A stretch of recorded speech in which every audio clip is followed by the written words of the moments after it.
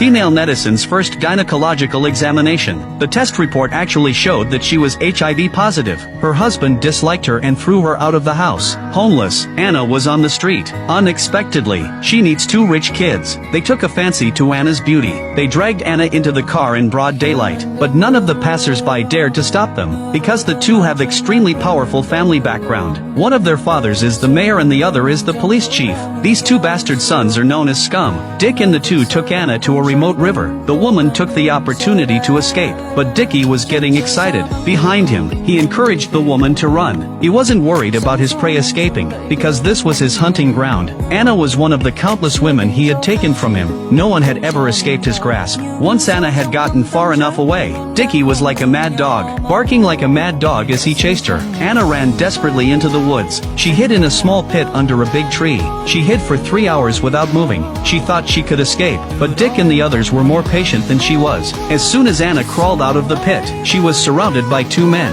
Dick knocked her out with a slap. Nightfall, the two men came out of the woods tired. They didn't expect to meet the police chief, but they weren't scared at all, because the chief of police was the father of Dick's accomplice. He was in the same boat as Dick's mayor's father. When he found out that his son had accompanied Dick to do something bad again, the chief slapped his son in the face in anger. The chief angrily slapped his son, scolding him for not doing a clean job. After all the crimes they had committed, why haven't they learned to kill and destroy evidence? When they returned to the scene of the crime, Anna was nowhere to be found. The director realizes that something serious is going on, but the inhuman Dickie didn't want to care. His father was the mayor of the city. He didn't care. He ignored the chief's attempts to stop him. He went straight home and went to bed. But what they didn't know was that the conversation between the three was clearly heard by Anna in the dark. She dragged her tired body for who knows how long she walked. Finally she reached the street. Then a big truck came from the front, but Anna could not walk anymore. She collapsed in front of the truck. The kind-hearted driver took Anna to the hospital and called the police. Police officer Stephen arrived at the hospital soon. Looking at Anna's bruised and battered face, Stephen couldn't imagine what kind of torture she had gone through. He was determined to bring the killer to justice, but when he asked about the crime,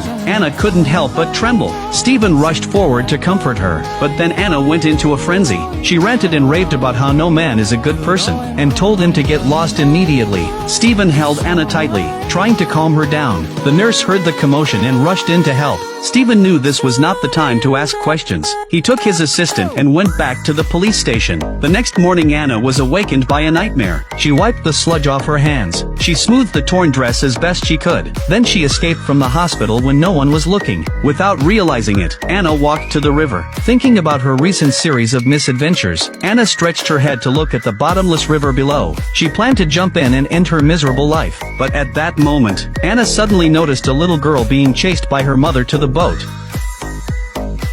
The mother just turned away. The little girl accidentally fell into the river. At this moment, Anna could not care less about jumping into the river to kill herself. She rushed to run wildly, take off her broken shoes, jumped into the river, quickly swim to the little girl, fell into the water location, but the little girl had already disappeared. Anna searched for a long time before finding the drowning girl. She finally managed to get to shore with all her might, but the girl was already not breathing. Anna thought she had been saved, but the little girl suddenly grabbed Anna's arm. She escaped from death. After this experience, Anna understood the preciousness of life. She went back to the hospital. She vowed to make her aggressor pay. She knew that the only person who could help her now was Stephen, the police officer.